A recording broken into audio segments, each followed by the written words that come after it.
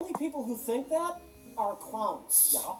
Yeah. The rest of the world thinks they are creepy. That's not true. Everyone likes a clown. Everyone likes kids love clowns.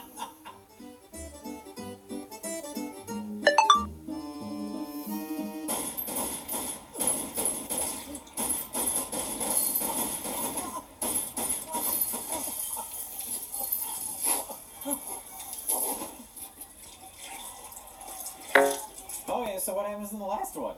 Zombie. That's it. Yeah, 5-minute zombie story.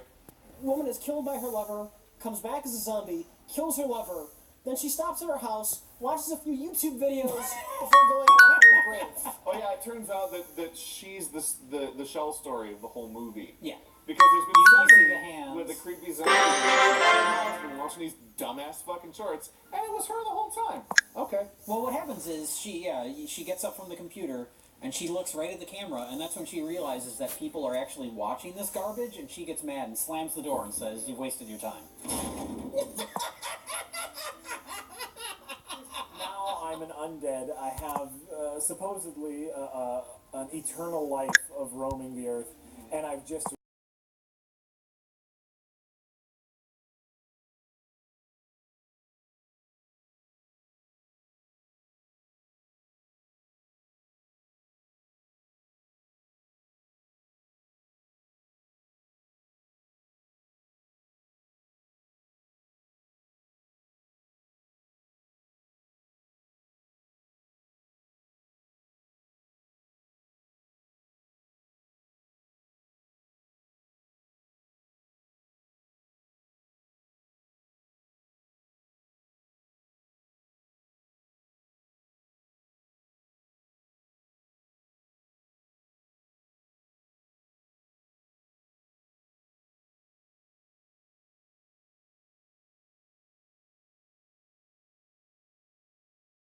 no, not Damn my it. weird stuff. Well, Jack, explain.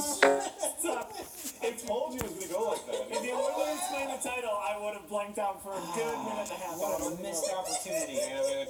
No. They didn't tell me I was going to be on the panel, so I got drunk. Yes. Oddly enough, I wanted to be on the panel, so I got drunk. Well, It's sir, fine. would you explain Chopping Mall? Chopping Mall was great. That was it was a group of teenagers or 20-somethings or 30-somethings. It's unclear how old they're supposed to be. Youngsters. In about an hour and a half, we bail this barbecue and it's good times to the max. Only Roger Corman movies exist in this universe, specifically Jim Wynorski movies. Yeah. There's the restaurant that the two girls work at the beginning that for some reason has movie posters all over the wall. Not even framed. They're just tacked up there. It's so everywhere. pathetic. Come on, take it while it's hot. While it's hot. Girls, come on. Yeah, right. Waitress, more butter. Oh, the 80s. They cut out of that joke as quickly as possible. It's like they were embarrassed of it. More butter. More butt cut. A group of youngsters decide to have a party in a futuristic mall. Does that fucking boombox have a keyboard built in on top? Well, they kind of just want to have it in the furniture store. You have the run of the entire mall, but we all just want to fuck on these couches that we're trying to sell.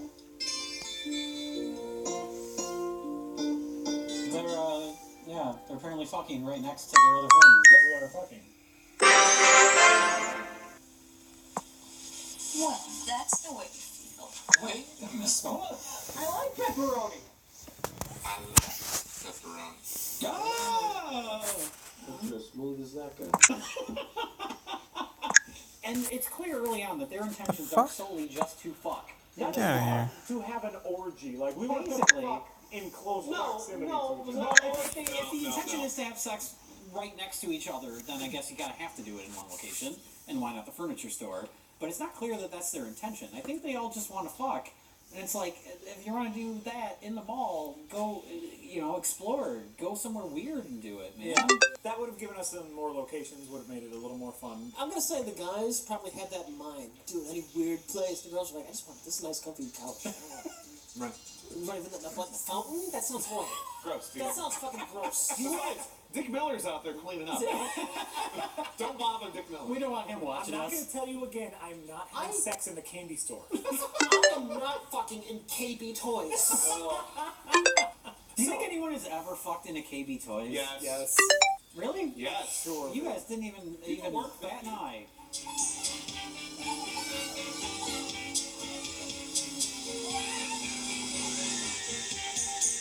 So here's the important part. All these kids having a party in the mall. But the mall has recently installed new security.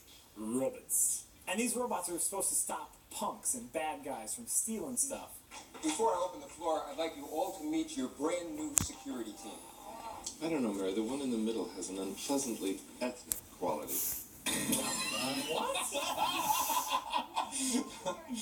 But lightning hits the robot box.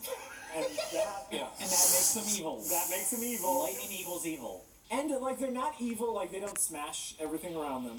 They don't cuss words. They just don't understand how to do their job the right way. May I see your identification badge, please? Identification badge. Do not make any sudden moves. Sudden move, I'll give you a sudden move upside to the head. I knew you bastards were gonna be trouble when I first brought you in here.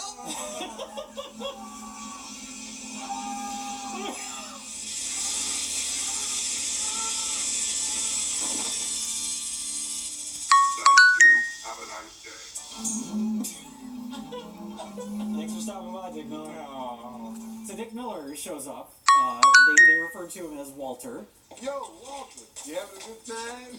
How you know Paisley? He loves the drama. Which is a recurring gag if you're familiar with B movies. Walter Paisley, which was his character in Bucket of Blood. Yep.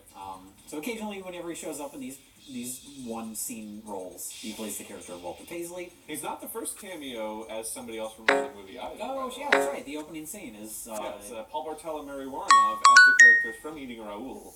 The protectors will make Park Plaza the safest mall in the state. Trust me. Absolutely. Okay, so I want you guys to roll your eyes, but I want you to imagine that everyone is watching from very far away. Which is such a bizarre cameo because that's like it's a silly movie, but it's kind of a classy movie. It's released by the Criterion Collection, and here they are playing those same characters in Shopping Mall. Oh, Eating Raoul. Yeah. No, Shopping Mall. Shopping is Mall? not Criterion. What? No. In a perfect world, Shopping Mall would be released through Criterion. That's true. Are you for real? So boobs. Boobs. We're in total boobage. Ladies, bodacious boobage. Thank you. Oh, Mike. What? Hurry back. Count on it. I wasn't gonna come back until you showed your boobs. I forgot. I forgot you had those. May I see your identification badge, please? Jeez, you little bastards are quiet.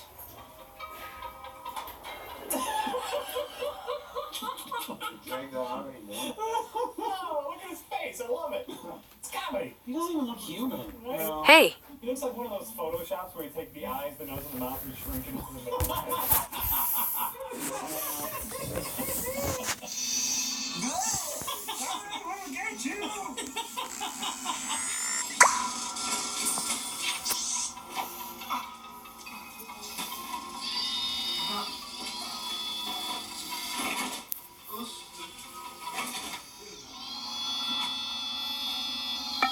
Titty twister. I'm trying to remember if there was anything special about that death. No.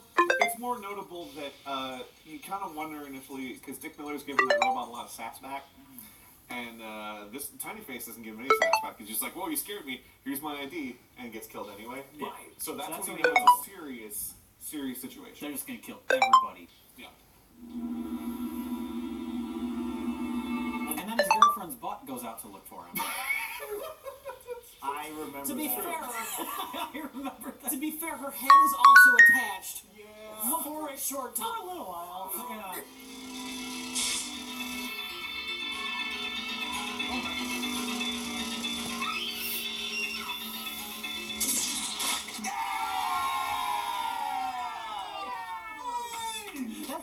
problem is that's the only really great death in the movie. The movie's a lot of fun, but that's the only really good death, is that head explosion. So nice they showed it twice. That's true. Yeah. It blows into giant chunks everywhere, but when they cut to the reaction shot of their friends, it's just like somebody had like a ketchup bottle and just kind of went. Honestly, like I'm putting it third in place of all-time head explosions. All cinematic head explosions. Yeah. The number one is obviously Scanners. Obviously. What's number two? Number 2 is Maniac. Why don't you see any more head explosions anymore? It's because these fucking pretentious filmmakers think they're too good for goddamn head explosions. Hey! There is nothing better than a head explosion in a movie. Right. Nothing. It always gets you amped. Every single fucking time. So, but then the robots break through the door.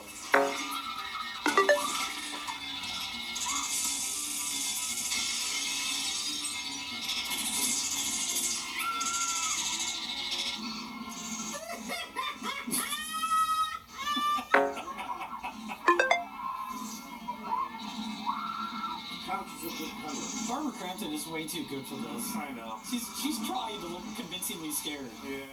The men and the lady folk get separated. Yes. And the men folk happen to find themselves a gun store in a mall. Peckinpah's gun shop. Rural. A fun little reference. And apparently gun shops in malls are just a thing. And there's a gun shop in Dawn of the Dead. I'm assuming it was a real thing at some point. This could just be a fictional. We need guns. We need an excuse to have guns as a gun store. Where does this movie take place? It's a mall in California. It's the same mall that's in Commando and I think Fast Times at Ridgemont High. So They it's didn't have California. guns in malls in California. maybe in Alabama, Mississippi. The scariest thing you'll find in a Californian mall is pizza with pineapple. Pizza with pineapple is the best pizza.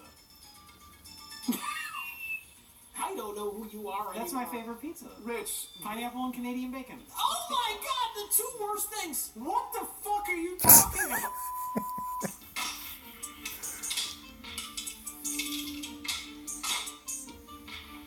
Let's go send those fuckers a rainbow-gram.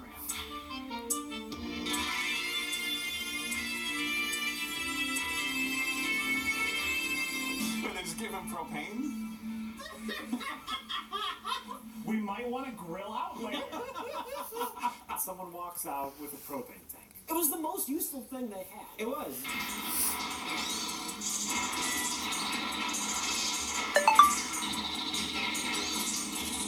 These robots have horrible aim.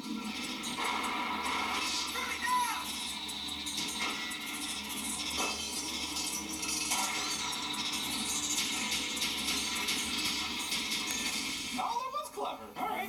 So they blow up a robot. Kinda. And then he uses its tiny robot arms to push itself back up. It takes a little while, but he does it. It's tiny, please don't touch me, robot arms. These are the kind of robots, yeah, they're so awkward and clunky. Like, I feel like you could just run in a circle and it wouldn't be able to keep up with you, and then you just push it over. Yeah. It's like the kid in junior high, and you steal his glasses and you throw them over his head to your friend. Oh, you asshole. I'm not saying I do that, I'm saying that's a thing that bullies do. I think Jay was a bully. Greg needs me. I know he does. So while the boys were getting guns, the girls were crawling through vents to try to get to the parking garage, but the vents were really hot. Fucking robots. Apparently the robots turned up the heat in the vents, and one of the girls freaked the fuck out and needed to leave the vents. Yeah. Take the cap off and stuff the cloth in. That's it?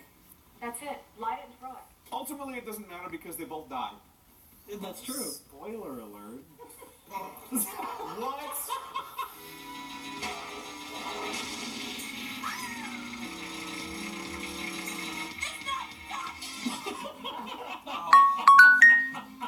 Thank you, and have a nice day. No. Susie exploded. Oh, it's a guy in a wig. Yeah, it's alright. And this goes back into my they're flat out evil. They're not just defective programming because it doesn't just shoot her like in the head. It figures out the most No, the most sadistic painful way, way to kill her. to kill her. Now the thing is, I can disagree with that because they are terrible shots. They're a good shot when the movie needs them to be, and they're a bad shot when the movie needs them to be, because it's a movie that doesn't give a fuck. Hey, the movie's taking a little pause. Yeah, I'm shocked. Did she seriously calculate? What the fuck? According to my calculations, provided we survive the night, of course, we're going to be in hock to this place for the next 85 years. I think that Because it's allegedly their fault. I was gonna say, I think they're okay here. 900,431. They couldn't even come up with a good reason to have the movie slow down, so they're just coming up with nonsense. Yeah. Here's the question: they have a nice calm moment. Why don't they just jump back into a vent? Because the robots still make it hot. It's hot in the vents. So It's mildly uncomfortable in the vents, Rich. Or, more importantly, they have a nice calm moment. Why don't they just stay the fuck there? Because the movie has to happen. Right, the movie- Any question you have in this is because the movie has to happen. Keep going forward. Because we only have 75 minutes and we've got to fucking go. That's only my 5 minutes, including credits. Yeah. the Including the robots fucking roll might call. hunt them down. Hunt them You down. sound like you said they might hump them down. Shit, yeah, we saw that Robots butt getting shot. busy. The robots So the saw party's that butt back shot on. too. Yeah. Is that the robot's ultimate goal? They just want to get laid? Trump bots, grab them in the pussy. Have a nice day!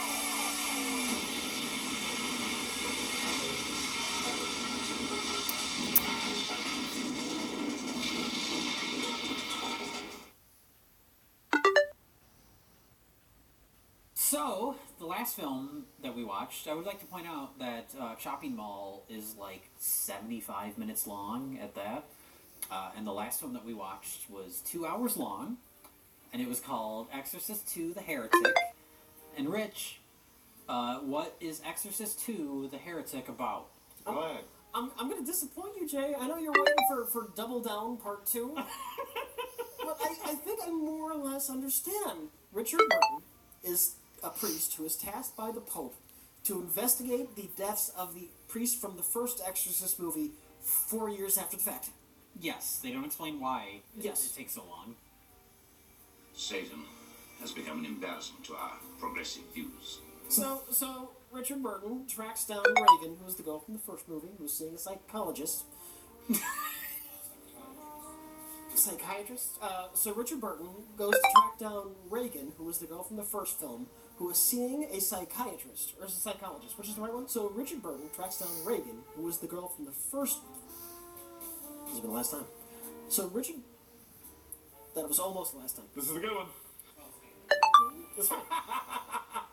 So Richard Burton tracks down Reagan, who was the little girl who was possessed in the first Exorcist movie, who was seeing a psychiatrist who has a weird hypnosis machine that hypnotizes two people and links their brain, allowing you to share the hypnotically induced dream.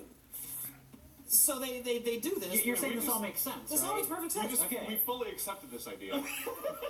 Literally everything you just said doesn't make sense. You go to the Hexagon Hospital where people push around this giant hexagon and the rooms all rotate and the science fiction doors open and close. Special kids push around. And they hook you up to the brain machine. The little machine lets us look into your dreams together. Well, she explained I thought it was just It a didn't machine actually that was happen. going to hypnotize Reagan. Yeah. It hypnotizes both of them. Oh. And then they can go into it. So it's dumb. Yeah. It's pretty dumb. So Reagan, the hypnotized Reagan is hypnotizing the doctor that hypnotized Reagan. Yep. Well, they're stuck. You can't get them done, do this. And so then Reagan wakes up, and then the psychiatrist is all fucked up from Reagan's dream. And so, for no reason, the priest gets hooked up to the machine, as opposed to the psychiatrist assistant, who presumably would be trained in these things. No, they just ask a random priest who happens to be there that day. Yeah, Reagan 2 seconds ago. Her heart, it's defibrillating. Put that back on, Reagan. You've got to go back. You've got to go back and find her right now. I know where she is. Help me to find her. Well, the thing is, initially they say, Reagan, get back in there. You have to get her out. And then the priest just steps in, like, no, I got it. Well, that was just Richard Burton going off script at that point. He's like, I can handle this. I'm the boss of this movie. I'm the hero Shut of this up. film.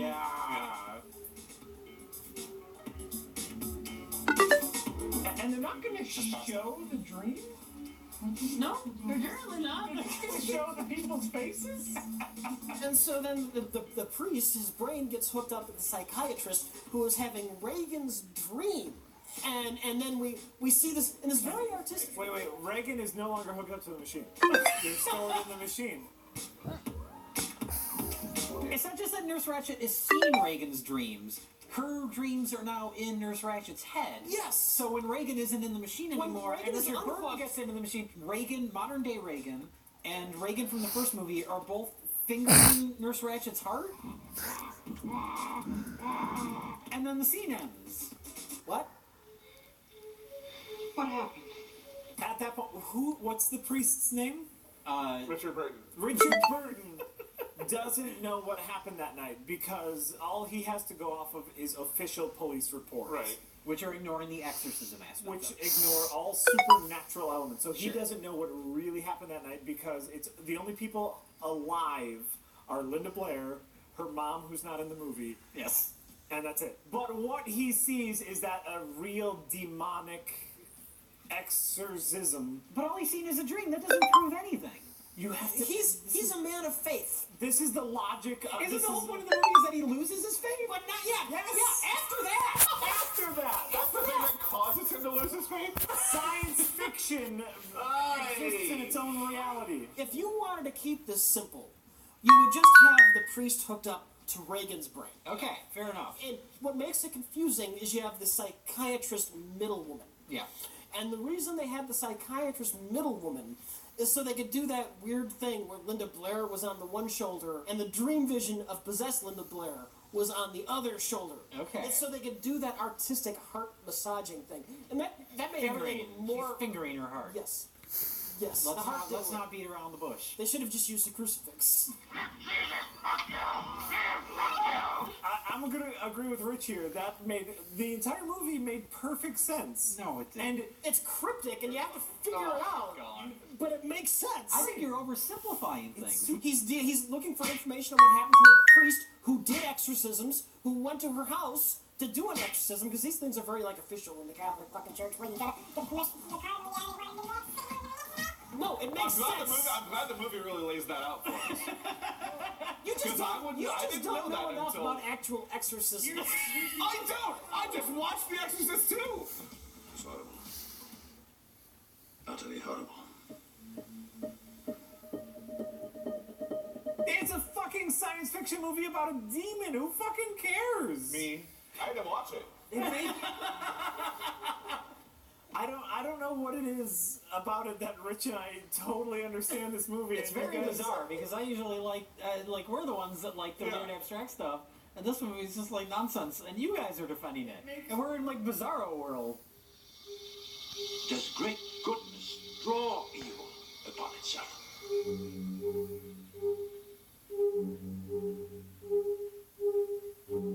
So what he sees is that Pazuzu is the demon that possessed Linda Blair. So he wants to go research Pazuzu. I am Pazuzu. Doesn't he also see that in Linda Blair's dreams? Pazuzu never gave up complete control of Linda Blair. He's an influence on her. Pazuzu and is she, like she's the in leader her of dream. the things The about psychiatrist. Linda Blair. He doesn't just So see Linda Blair, That's how Richard Burton finds out. Yeah. has all of Yeah. Pazuzu's memories. Right. Pazuzu is the person. I just want you to say Pazuzu as many times as possible. The only thing that matters in a science fiction movie is the world that they establish, and this machine works in their world. That's all that matters. You know what I loved about the original Exorcist? All the science fiction. That's a different conversation. No one who went to see The Exorcist 2 wanted to see octagon-shaped science fiction psychotherapy rooms. That's the can we just point out that too? The fact that that entire facility like makes you anxious and nervous. Yeah, There's all, creepy it's weird. like a big open windows, and the whole room is, or the whole facility is like in a big circle, and you can see what everybody's doing in every little room, and then there's just two people just pushing an octagon. For days on end, just going around. They never get a break. That entire facility is a side story cut from 2001: A Space Odyssey. You'll have to wait till tomorrow. They're having real trouble with that octagon. How about adulation? What do we do with this hexagon? What do we do? We're waiting for the instructions.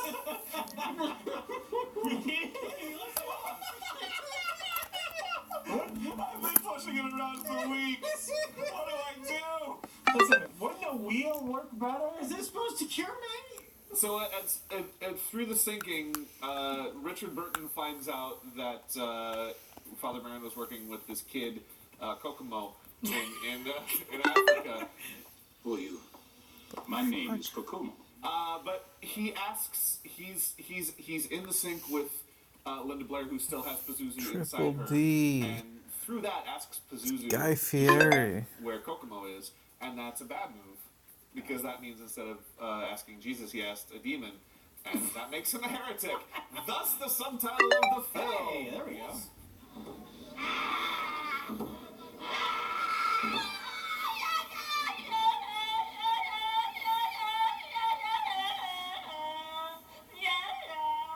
So Richard Burton wants to go to Africa to find Kokomo. I've asked you to investigate the exorcisms of Father Merrin, not to step into his shoes. You are in dire need of prayer. His boss treats him like he's a rogue cop.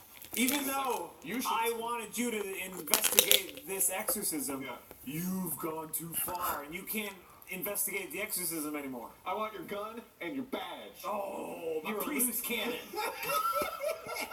That was that scene, by the way. It made no sense. Because I'm actually in cover. Are you saying that the film had a scene that didn't make any sense? Here's the problem with the film. First of all, who dat? Who dat? Second of all, who dat?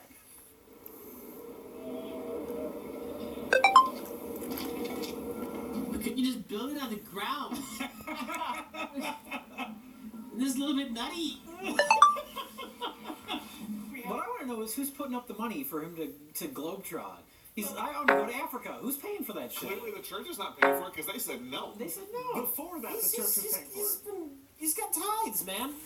Oh, you think he's got an account? He's been socking away some cash just in case he needs to go to Africa to find a healer. Yeah. Because you never fucking know. You never know when you have to track down James Earl Jones. Right? Look, he was saving up that money for a trip to Disney World so he could find. Never mind. I think that was a child molestation joke. That was a pretty good one. My faith is in Jesus Christ. Reborn. Prove it. Cross over. Step out of despair. If Pazuzu comes for you, I will spit a leopard. He says he's going to spit out a tiger? I will spit out a leopard. A leopard, but then he doesn't. He spits out a tomato, which is a completely different thing. It's not a leopard. A leopard will fuck some locust up. That's true. However, a locust will fuck up a tomato.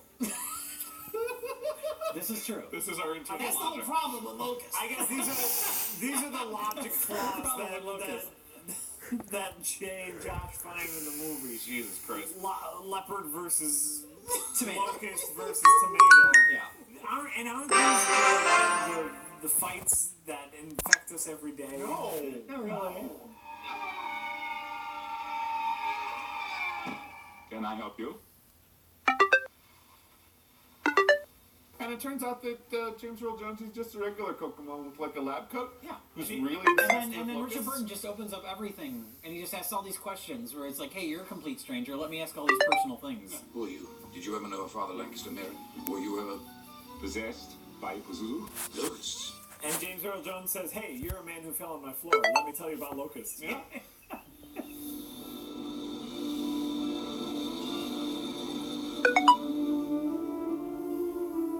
Well, here's the biggest problem problem with the movie is that there is no immediate threat. That's true. There's just everyone constantly talking about this idea that something is sort of evil and we gotta do something, even though there's no like ticking clock. There's nothing. Right. Have there been, not that this is a good movie, but haven't there been good movies that didn't have an immediate threat? Sure, but this movie treats everything that's happening like there is an immediate threat, even though there isn't. Specifically, like we get to like the final act of the movie. Hey, Reagan, where do you think you're going? That's not how this works. Nurse, why did you let that mental patient just leave? Well, she said she was okay. Yeah. All of our main characters are racing towards the original Exorcist house.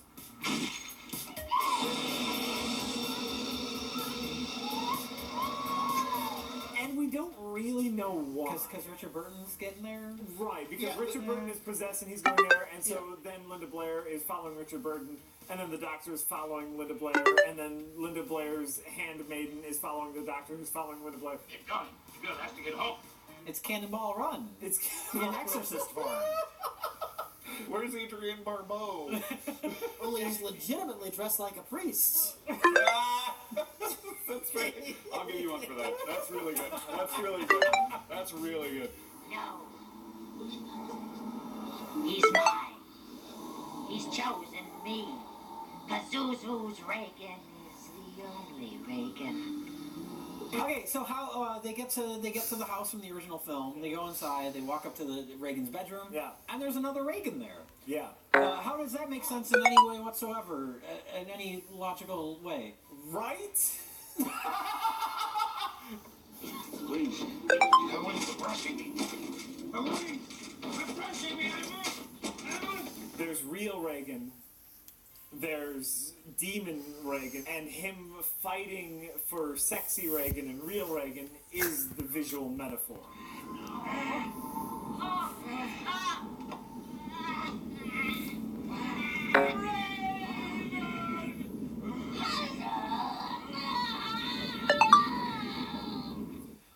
When he starts punching sexy Reagan, the whole visual metaphor thing kind of falls apart. And what is he just punching a bed? Yeah. Then why is the house splitting apart, and why is it still split apart? Yeah, and the house splitting apart doesn't represent anything either. Right, and It's just like chaos. Yeah.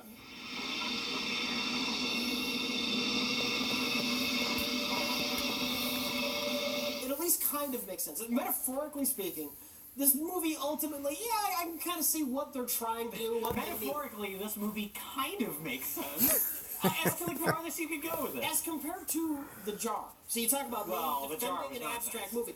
The Jar, complete nonsense. You bring your own interpretation. I didn't defend The Jar, so... I know. I'm just... No one defended The Jar. What I'm defending right now is how I can hate a movie like The Jar and yet defend The Exorcist 2. Okay. It's just very bizarre for me to be in a position where you're defending the weird abstract thing, and I'm like, what are you talking about? This movie makes sense. This movie has a logic of Linda Blair is a superhero, Pazuzu is a supervillain. Her arch nemesis. Her arch nemesis is trying to prevent her from coming to her full power so that she can oppose it. The priest is the sometimes swayed mentor, and James Earl Jones is the guy in the bug costume. But so Pazuzu knows that he or she or whatever, but Pazuzu knows that he can be driven out completely. Why does he go for it again? We have an in-movie example of the Spanish lady, who was a healer, and Pazuzu got a hold of her and was eventually burned. Okay. So he got rid of that healer. Okay. So he was trying to get rid of Linda Hamilton. End it! There's the end of it!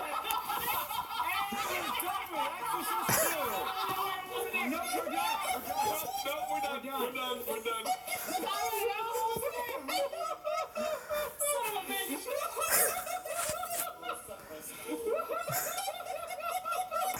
God damn it!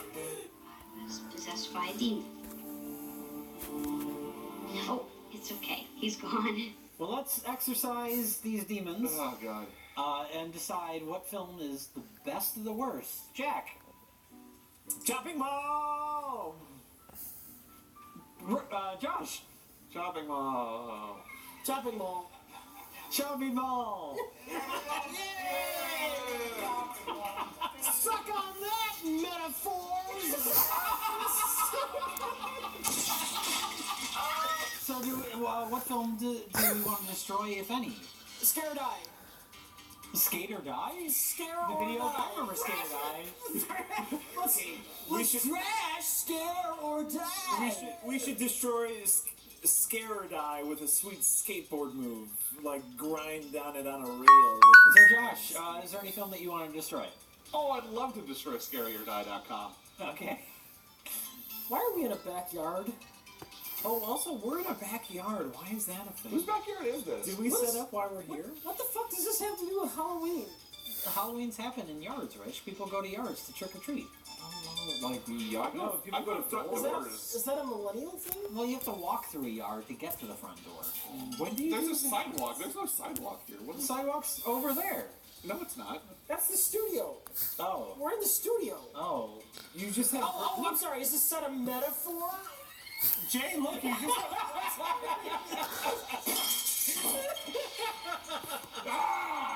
Jay, you put grass clippings on a tarp. No, get Is it it? off of Oh, me. there's a tarp under here. Look, you That's just weird. put grass clippings on a Tarp. tarp. This is not even. This is just a guy.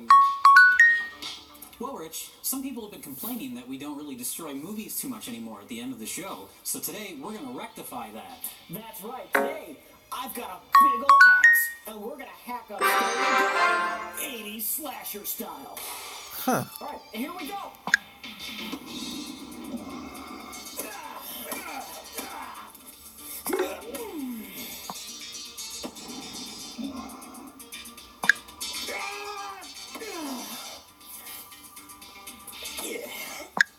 All right, another movie has been destroyed, Rich. Got that, fucker. Scary or Die? We voted Die.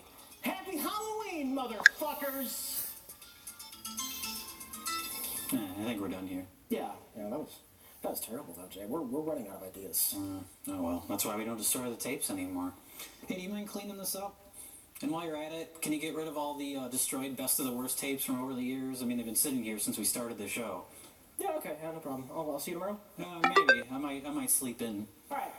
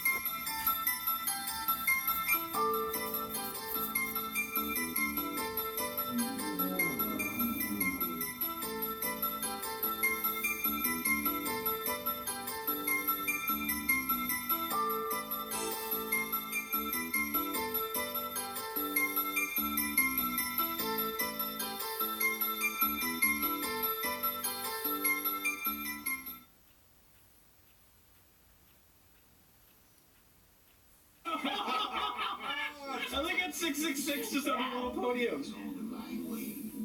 It looks like they use like house sign letters. Yeah. Oh God, you sacrifice a baby. My fans, we are here today. Oh, that's the bad guy. The cop is involved in a satanic cult. I guess.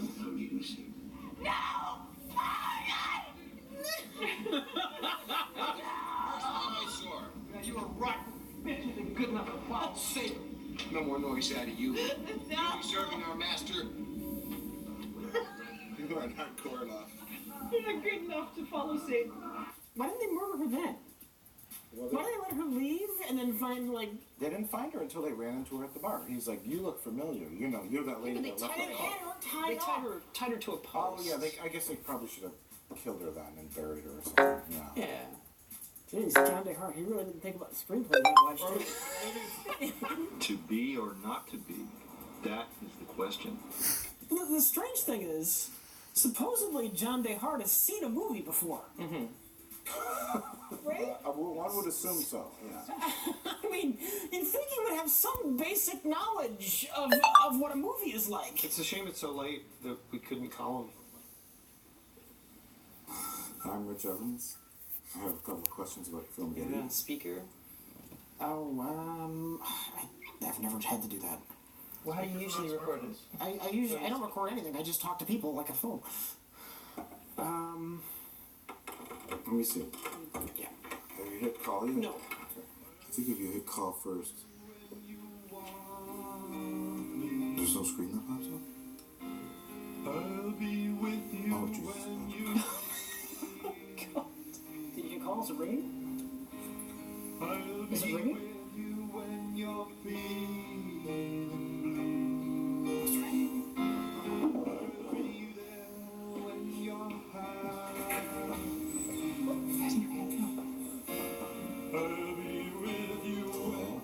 Oh, it's still ringing. Fuck, why is it going to picture? What is that? Oh no, it's a voice. Is it his voice? Just press the top right foot. No, I don't know how to. Let's hang it up. This is the fucking worst phone. It's so awful. How do you own this? Hit that phone thing.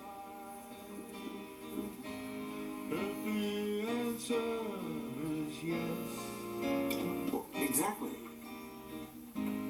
I'll be with you. Hang up the phone. It's on his. I'll be with you when you need me. It's it's got a malfunction. It's supposed to turn off when you put it up against your face, but it's still off even when you take it away, and that is bad. Turn off, you fucker. I'm recording all of your conversations, you assholes. I need to report public nudity.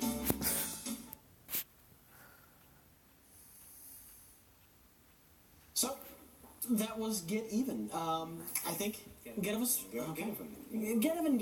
That was Get Even. And I think it is now time to pick our best of the worst.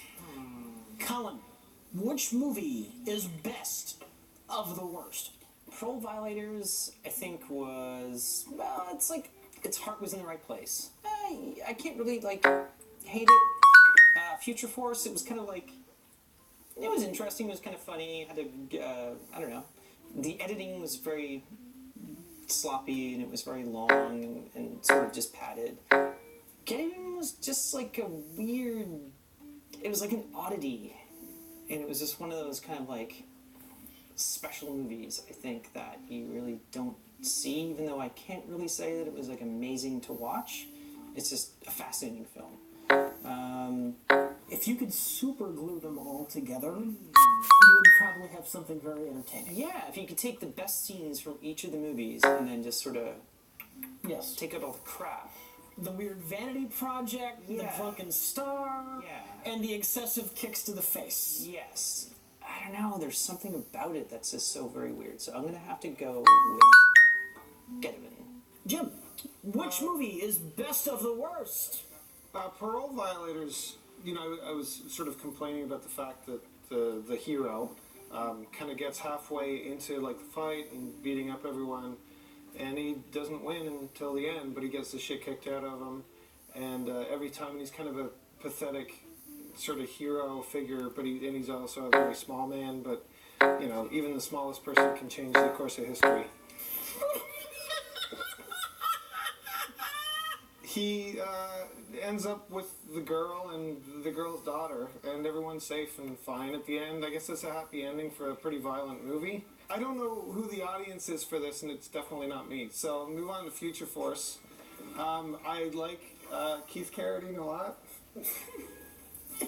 But you don't care much for David Carradine. Not so much David. But, no, I found this to be the most entertaining because of him in it. Even though the movie was crap. And I don't know why the love interest was interested in him in the end. Moving on to, we've talked so much about this, I can't really add anything except to say, I said it was growing on me as it went on, but now just looking at it, it just makes me feel like I have the flu. So, I'm going with the Future Force. Future Force? Yeah, as my pick. Rich, I'm sorry to do this to you, but my pick for Best of the Worst is Parole Violators. Oh, fuck. Looking back, it is a bad stuntman movie, but there's it had more funny moments throughout it. So if I'm picking Best of the Worst, I have to say Parole Violators, because it's such a failure. Okay, Get Even. It is the weird vanity project, and that's always interesting. Somebody who has no idea how talentless they are. But yeah, most of the movie, large parts of the movie are just like a slog to watch. And Future Force, so much dull fucking padding, and that kind of lousy pacing, while bad, is never fun when you're just watching a scene of somebody walking to a building that goes on 5 minutes too long. Parole Violators, while it's a very minor victory, there's always things moving on the screen. If it's somebody doing a jump kick or driving a car, something is always moving. And so at least I felt like I was watching something. And by a slim margin, Parole Violators wins. I feel like I should be happy, but I don't care. Yeah, I know. If you put these all, like you were saying, into like a teleporter from The Fly, like all of them into one, the movie that came out on the other side would probably be amazing. That's how we have to destroy these movies. Oh my god, yeah. We need to merge them into like an Uber movie. That would be great. Awesome. All of the strengths and none of the weaknesses. All of the best scenes together into one film.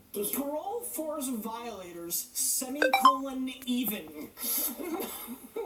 That's it. That's it. Let's do it.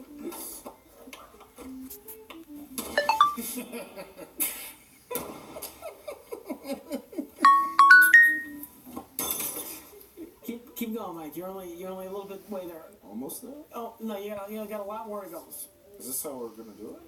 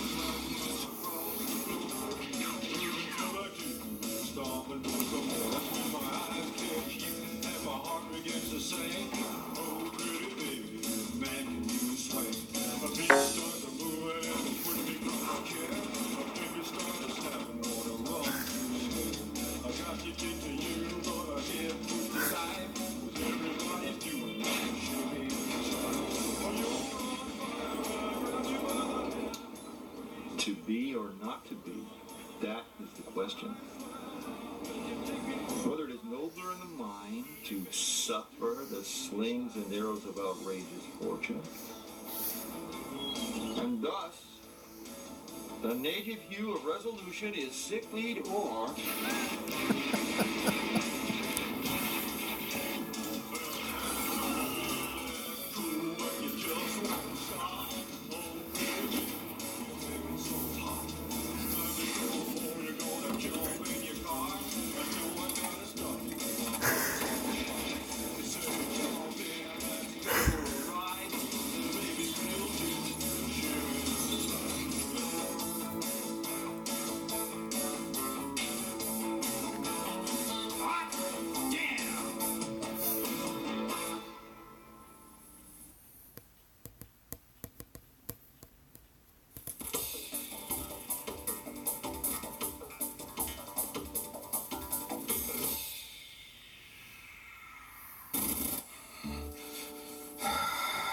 Oh, I don't have a watch. God damn it, where is he? He's always late. Oh. Fuck, Rich, you're finally here. What? We have to start shooting a new Best of the Worst. Oh, hold on. I just have to take my diabetes medicine first. There's no time.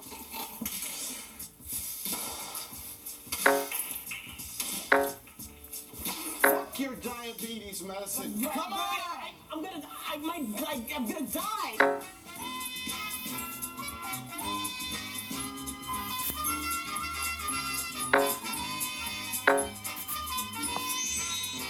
Hi, and welcome to the least creative comment section on YouTube.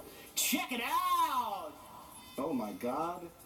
That's the same shit they've been saying for 5 years. Is this comment section replacing the Plinketto board? Is this Plinketto board replacing the comment section? Is Jay replacing Susan? Which? Is Josh replacing the Plinketto board? Are you replacing Is Star Wars replacing Rich Evans? Rich Evans? Wait, it's not funny. Stop. Rich, is Rich Evans replacing Mike Stoklasa? Oh my God! Rich Evans has replaced Mike Stoklasa. The real question is Mike Stoklasa replacing your diabetes medicine? So, Mike, welcome to the different Plinketto board. So this Plinketto board is replacing the old one? No, it's the same Plinketto board, but I put a strip on here. And now we have a ball. So there is a lot of replacing going on. Everything's been replaced. I wish they'd replace you. Now, let's talk about what's on the board today. Our first film is called Abraxas, starring Jesse Ventura. Is it Jesse the Body Ventura? Wasn't that his name? It's the mind now, because his body's frail and broken. The mind, the conspiratorial mind? The conspiratorial mind. He told us, he did that when he ran for governor. He said, I'm Jesse the Mind Ventura now. And now he's Jesse the Crackpot Ventura? He's Jesse the Arthritis Ventura. Oh. What's next? Asylum of Terror. Wow. Next, The Skateboard Kid, rated PG. Then Death Kick. Repo Jake, which looks like it stars Dan Haggerty. Nice Elves, marmot. remember? How could I ever forget Elves? Santa said oral. Then we have Mutant Species. And Big and Hairy. Deathstalkers 2. Dark Future, we come to the 21st century. Wow. Well, that's right now. And Back from Hell. All right, pull a Lance Armstrong and drop that ball. Here we go. Here we go. Oh my God. Oh my God. What's gonna happen? Oh, it's Choice. I can't handle this pressure. Well, I'm leaning towards Death Kick or Mutant Species. I'm gonna go with Mutant Species. Mutant Species it is. We all lose. Well, Rich, I've picked Mutant Species. Fuck off and read the box. I am. And I discovered a little interesting fact. It is a David Pryor film. Hey. I picked it because it stars Denise Crosby, a.k.a. Lieutenant Tasha Yar, who Denise Crosby made the very wise decision to leave Star Trek The Next Generation and a lifetime of royalties to star in such films as Mutant Species. She could be making like William Frakes money, Jonathan Frakes money, William Riker, Jonathan Frakes. I fucked that up too. I fuck everything up. You really need to take your diabetes medicine. Also, the film stars Wilford Brimley. Speaking of diabetes. I'm Wilford Brimley, and I'd like to talk to you for a few minutes about diabetes. In the year 2003, the military has created a DNA formula for the ultimate killing machine. One that combines the predatory traits of animals with those of man. It's just like a weaker animal. But when a decorated soldier is accidentally exposed, he begins to metamorphose into something more terrifying than ever imagined. A creature of pure instinct. Well, I think he's mixed with a dog. That really looks like a dog. So it gets really excited when you come home? I don't know. Tries to hump your couch? He might just want to sniff your ass. Approximate running time, 192 minutes. That's gotta be bullshit. You're lying. You're fucking lying. You're fucking lying, Mike. I need to know. 192 minutes. Oh, God. I would never, ever lie to you. All right, lovely gentlemen, let's go. What? Diabetes. Oh no, it's Eloise Cole. That kid's just staring at the camera. Where's Denise Crosby? That's her only scene in the film.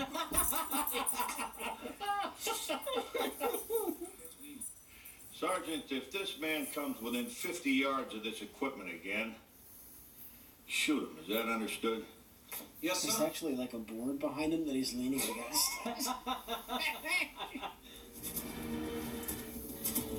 Oh, God. That's the money shot. I love him. Look at that hair. Goofy arms. The bulbous head. Now to pick our second movie, Rich Evan! Oh boy!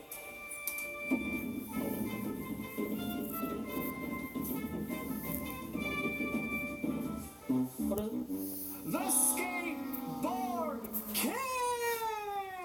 Okay. The Skateboard Kid. Looks pretty great to me. What do I got here? No one could be more bored than Zach. Or the audience.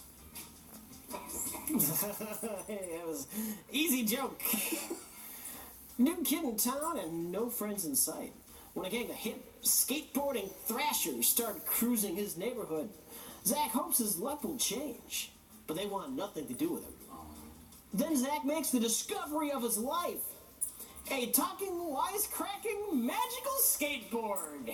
I'm sorry, talking what? A talking, magical, wisecracking, magical skateboard. The skateboard talks. Yes, and wisecracks. So it's got an attitude. Oh. Is that it? What do you want? Can't help but notice that you did not say who does the voice of the skateboard. Oh my God! Tom DeLuise as the voice of Rip. Okay, you say so. Every kid's favorite comedic actor, Dom DeLuise. What a bizarre choice.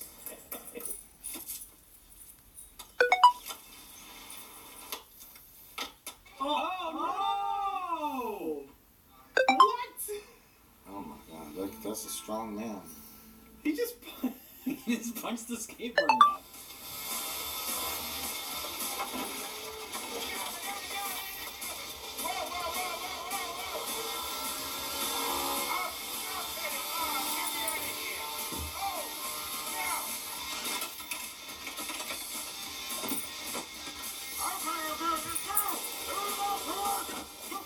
Oh my God. This is embarrassing. All right, Jay. Third pick. I have actually never got to drop on the Plinketto board before, so I am really, really looking forward to you dropping it and seeing what movie we're going to play next. All right, I'm really rooting for Abraxas. Ooh. Let's see what we get.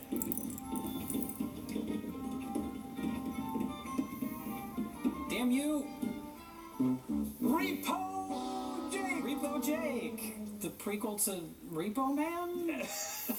Jay, that looked like a lot of fun. Did you have fun going up the ladder and dropping the thing down? I guess. Looked like a lot of fun. Like, I think it would be neat to do. Yeah. Well, I guess, whatever. I'm not sure what you're getting at, but... just... I picked Repo Jake. Is anyone else in this? Nope. Nope. Oh, this looks exciting. We got helicopters, we got explosions, we've got Dan Haggerty putting a shotgun up to some guy's nose, and a dirt bike. Jake Baxter, Dan Haggerty, takes a job as a repo man who hopes of living the quiet life. Yeah, that's not the job you take when you want a quiet life. That's a job where you have to steal people's shit. Right. They get angry about that kind of thing.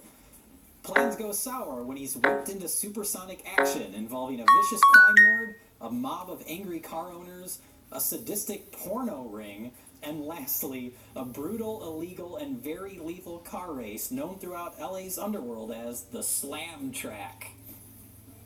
So there's going to be car races, there's going to be boobs, and there's going to be angry old ladies wanting their car back. And Dan Haggerty looking like he'd rather be anywhere else, I'm sure. Perfect. I was married for a long time, and my wife got real ill. She was in the hospital, and I was driving for this race team at the time. She begged me to stay with her.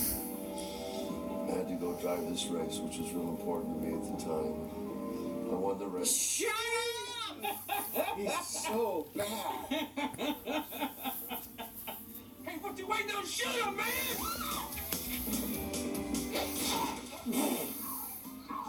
Come and get it, punk.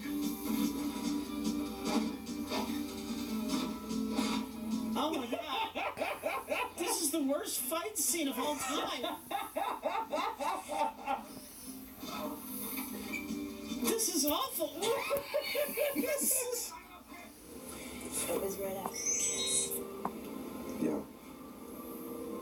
Oh, ew, it's in your mouth.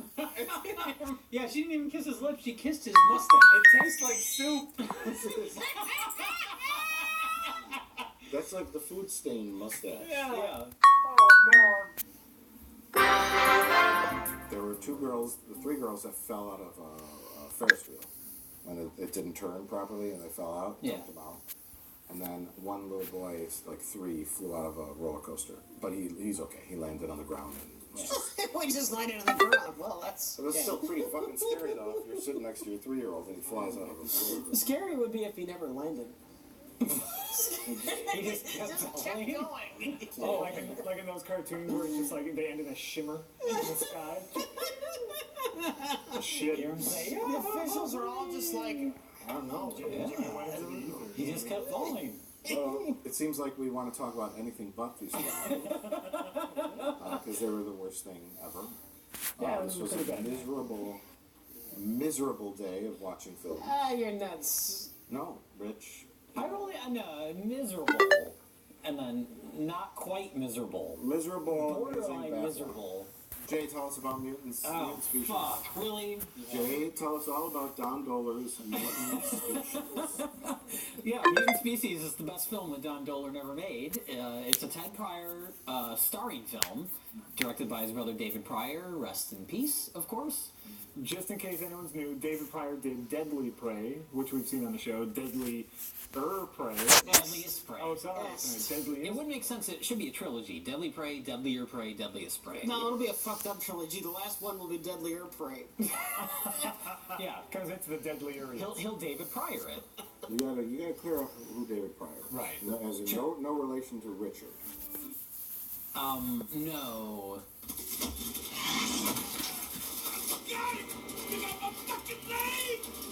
But this movie is about a ragtag group of rough and tumble military guys. I think this movie might have been inspired by Predator, maybe just a little bit.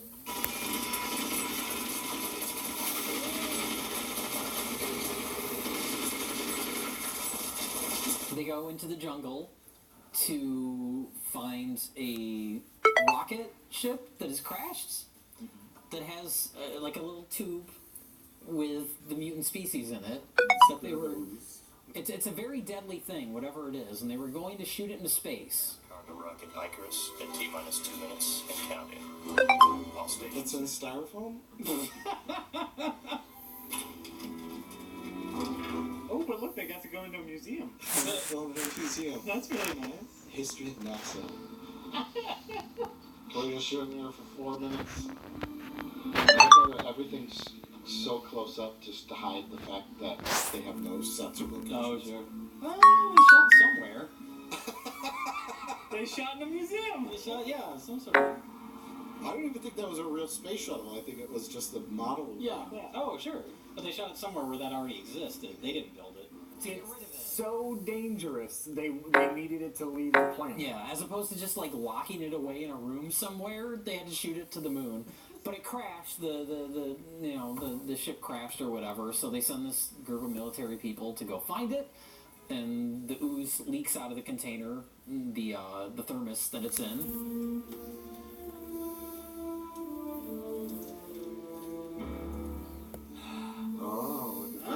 Fun. He's gonna become a mutant species. Yeah. Did he not realize that? Ketchup went in his hand? I don't know. It was executed so poorly. He could be already possessed now. You need that moment of like, yeah, like where you see his face change, and it affects Leo Rossi, who's an actor from Maniac Cop 2 and Halloween 2. All the 2s he's in. He's in all the good 2s. Yeah, and so he gets infected and he turns into a mutant monster. And then the rest of the movie is Ted Pryor wandering around the woods. And occasionally this monster shows up, and it's the worst monster ever.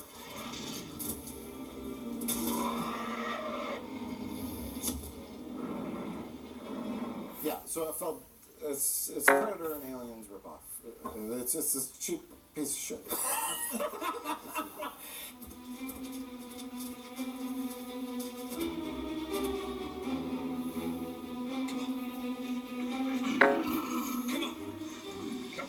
Come on. Kill me, I'm here. Kill me.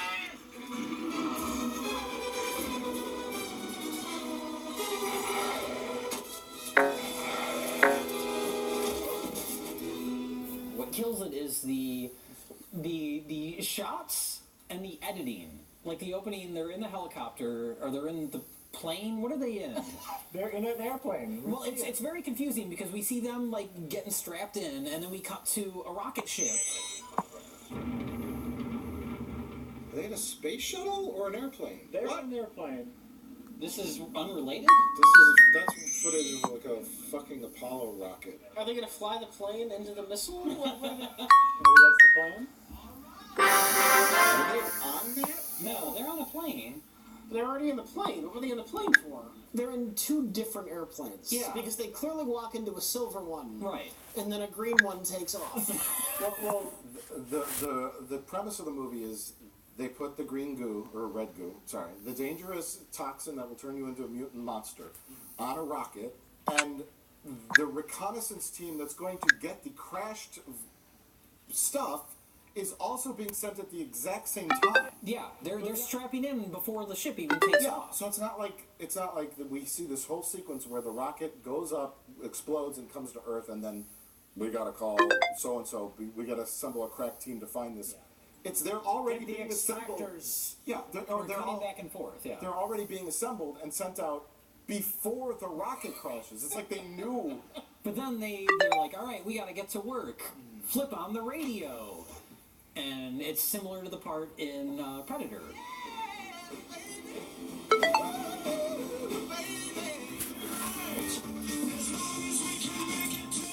And they have the one song that they licensed for the movie, and they play it in its entirety.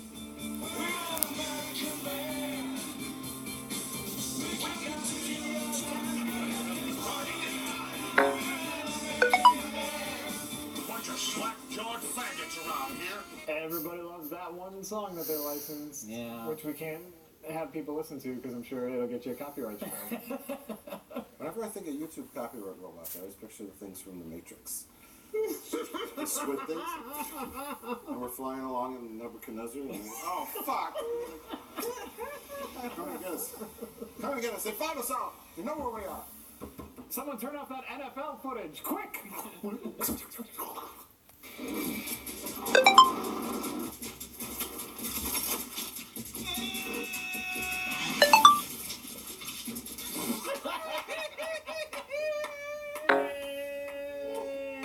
That man had very weak neck.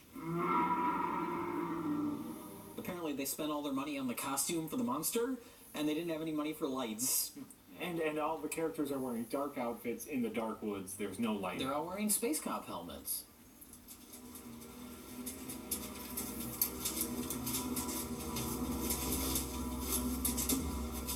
Well, this is an exciting shot. Right? Keep the camera as far away as possible and barely light it. Give them flashlights. That's the hallmark of a Don Dohler film. Is the giant shop light in the middle of the woods. Yeah. We can't see what the fuck's going on. You got people wandering around the woods looking for a monster to shoot, and then you keep cutting to the monster. And you pointed out, we were like, the monster in this movie is the worst monster design ever. And we're like, how is this worse than a Don Dohler movie? I think it's because we could see the Don Dohler monster. Technically, it's better. It's On got a technical big level, it's better. claw hand. Well, that's the thing. It's got these big floppy arms. It's Pumpkinhead meets Rawhead Rex, and it sucks. Speaking of asexual, let's talk about Denise Crosby. Fuck was that? Who is...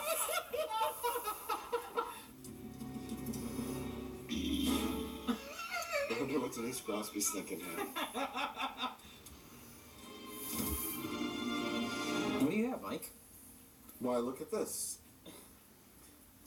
It's Denise Crosby in a Star Trek action figure. Mint. That's mint in box. Don't open it. That's mint in the box. It's worth nothing. Watch me open it.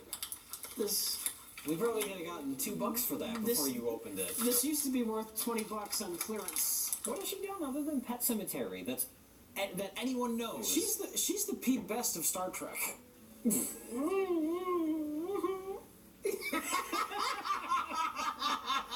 That was a fun noise. Yeah, that's a good analogy, I guess. Yeah.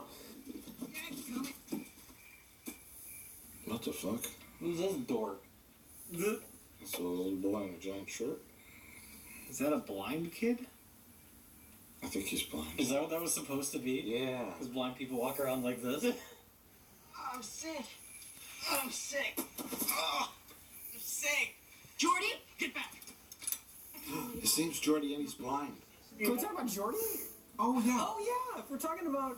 Her kid brother in the film is named Jordy. And he pretends to be blind. Which must have really just rubbed salt in Denise Crosby's wounds. Turn around, bend over, because here it comes. Grandpa, look what Shackle's name. Yay, it's Grimly! Is he dead yet? No. No? No. What? Are you shitting me? He's had diabetes at least for 20 years I'll double now. check. I want to say I looked him up the other day for some reason. Yeah, he was still alive. I don't believe that. I refuse to believe that. Wilford Brimley's still alive. That's amazing. Yeah, good for him. Luckily, Wilford Brimley has access to low-cost diabetes medication that gets delivered right to his door. I wasn't afraid to die. I knew that was coming to all of us. Oh. Wilford Brimley still being alive makes diabetes look like the common cold. What's the fucking problem? Grandpa's got to go to work, honey. Be a good girl and have a happy birthday, okay? They're gonna fly him to the headquarters where the whole movie he's gonna be talking over a radio. Oh, yeah. Now, let me get this straight. A biological weapon. Those is aren't so fucking nasty, words. We had to send it to the moon crashes out here in the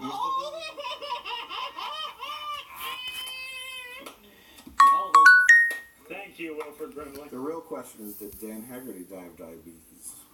He died of alcohol. Of alcohol? Alcohol. Like someone threw a bottle at him and it knocked him unconscious and then he died?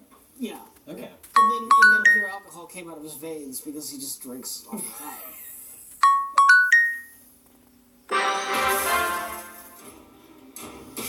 Uh-oh. The mutant species is knocking the treehouse down.